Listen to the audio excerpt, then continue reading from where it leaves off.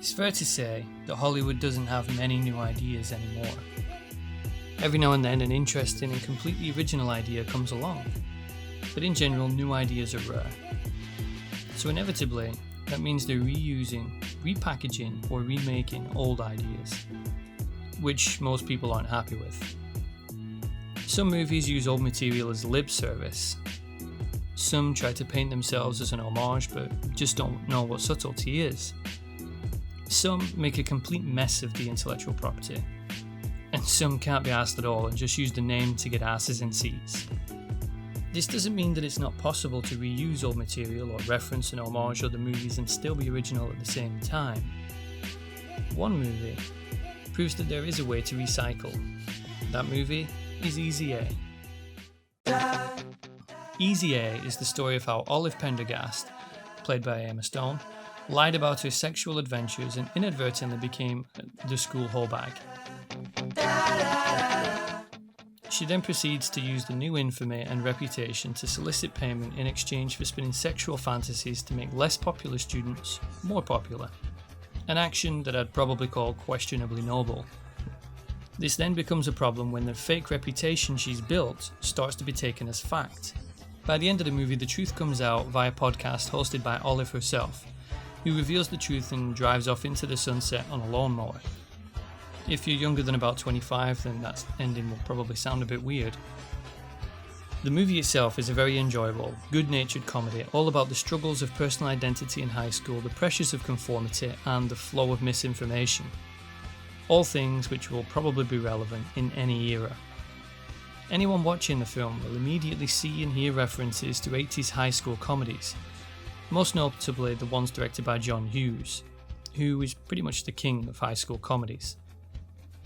A cynical person might lump this movie in with all those other movies which manipulate our familiarity with previous movies, but Easy A is different. Here's how. The entire movie is pretty much a loving homage to John Hughes. Olive even jokes that John Hughes didn't make her life, but her life is a movie directly influenced by John Hughes. Aside from this one verbal mention, the remaining Hughes references are all visual cues. Spider-Man Homecoming is another movie heavily influenced by John Hughes, but the writers didn't seem to have the confidence to allow audiences to pick up on the references themselves and instead literally tell us that this scene is a reference to Ferris Bueller's Day Off, just in case you were too stupid to work it out. This is a really stupid approach, because if the audiences were old enough to get the reference, they'd get it just from the hedge jumping, and if they're not old enough to get the reference, then no amount of bludgeoning would make it funny. In Easy A, the references are left as that, references. It allows the viewer to pick up on it themselves rather than being spoon-fed. This almost makes the movie interactive since the audience gets to participate, in a way, by picking up on the subtle cues. When the reference is obvious, there's no participation since the work is all done for you. It's not a big thing, but it does decrease the enjoyment slightly. So that's the references, and as much as I could point out the many references in the film, they're not really important, because they're just shallow references. A tip of the hat, if you will. Where Easy A really excels and others fail, is that it completely understands the tone and point of John Hughes movies. They were always about adolescents finding their identity, becoming comfortable with who they are. I'm not sure that Homecoming gives the same message. It's much more focused on Spidey becoming a superhero, rather than charting his passage through high school, which is fine, but it means that the John Hughes references are there for comedic relief rather than to help illustrate and emphasise his changing character. The influence of John Hughes on Easy A is the growth of the character and the tone of the film. For Homecoming, the John Hughes influence is that some of the film is in high school and it's a comedy. It's not a huge difference, but for me it's a significant one. All fans of a movie or a book love nods, references and Easter eggs, and there's a right and a wrong way to use them. If our movie featured a character wearing a hat, playing the clarinet badly while saying that he's never had one lesson, that would be a bad way to reference the same scene from Ferris Bueller's Day Off, because it's way too obvious and is clearly designed to evoke familiarity with that movie. The right way is like this. Wow. wow. Cacao, cacao, wow. That is so beautiful. Never had one lesson. See how it's referenced without actually stealing the whole scene? How it references but doesn't even try to explain it, like the hedge jumping scene from Homecoming.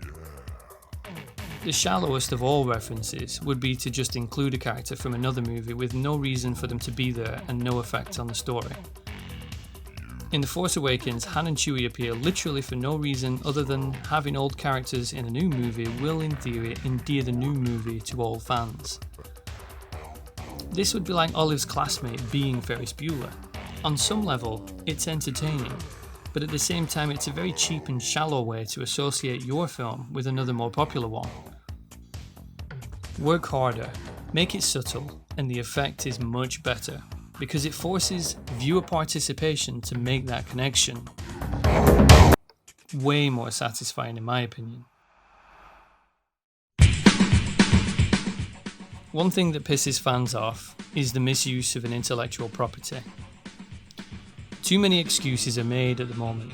Some people accuse those fans of being misogynist or fanboys, but this is a lazy defense of lazily created movies. The reason fans get mad isn't because they're fanboys that can't accept change. It's because that change has been handled badly. If you don't believe me, then here's 2 examples of when it's done right and wrong.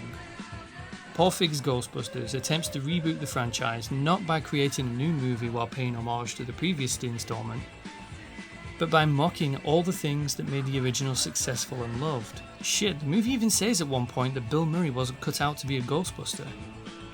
I get that it's meant to be a sarcastic joke, it's just not a very good one. This reboot failed not because it had 4 women in roles that were originally men. It failed because it took a franchise that was universally loved and mocked all the things that people loved about it.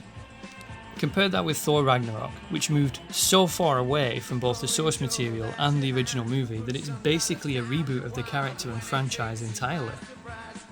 Nothing from the first movie is present by the end of Ragnarok. Every single character is different. Even fucking Heimdall is completely different, and he's a background character. It's a complete change of a successful and popular character, and it's done so well that we didn't even notice it was a reboot. Not only did people not complain about this almost total change, it was a change that was celebrated by everyone, including the supposedly fickle fans that can't accept change. So now we've established that you can actually change popular franchises and have fans be on board, and we can identify that the way to do it is to create something which is different.